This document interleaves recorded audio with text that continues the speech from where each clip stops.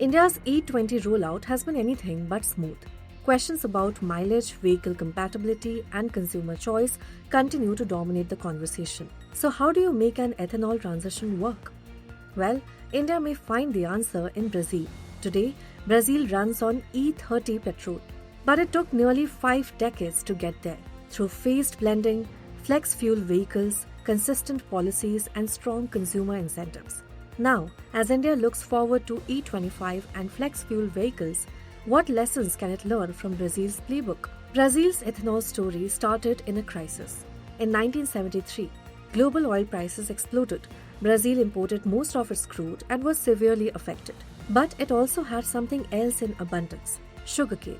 So, in a bid to reduce oil imports, strengthen energy security, and create a stable market for sugarcane farmers, the government launched the National Alcohol Program in 1975.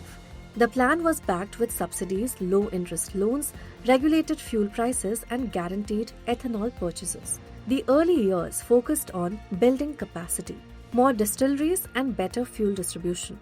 In 1976, ethanol blending became mandatory at around 11% or E11. The program also revived idle sugar mills, creating a reliable market for sugarcane and boosting ethanol production. The next phase focused on scaling up.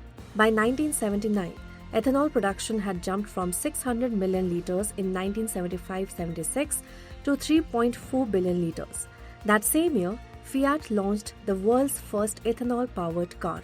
By 1984, nearly 9 years after the program began, Brazil had stabilized at E20.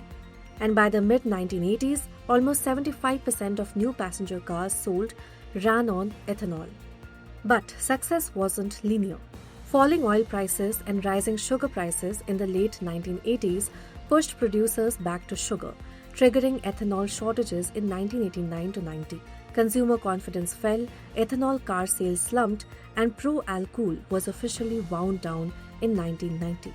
But the real breakthrough came in the early 2000s with flex fuel vehicles or FFVs. Instead of choosing between petrol or ethanol cars, consumers could use either fuel or any blend of the two. They simply filled up with whichever was cheaper.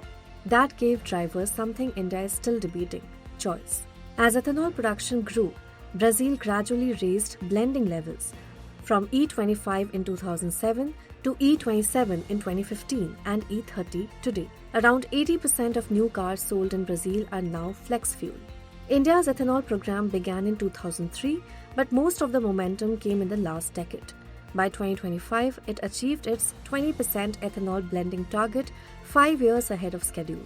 Now the focus is shifting to E25 and flex fuel vehicles. Brazil, by comparison, took 9 years just to stabilize at E20. Then it spent decades more getting to E25 and eventually E30. This suggests that ethanol blending is not a race to higher percentages. It is about building the ecosystem alongside the fuel.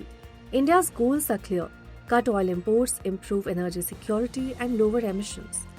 But Brazil's experience shows that success depends on more than ambitious targets.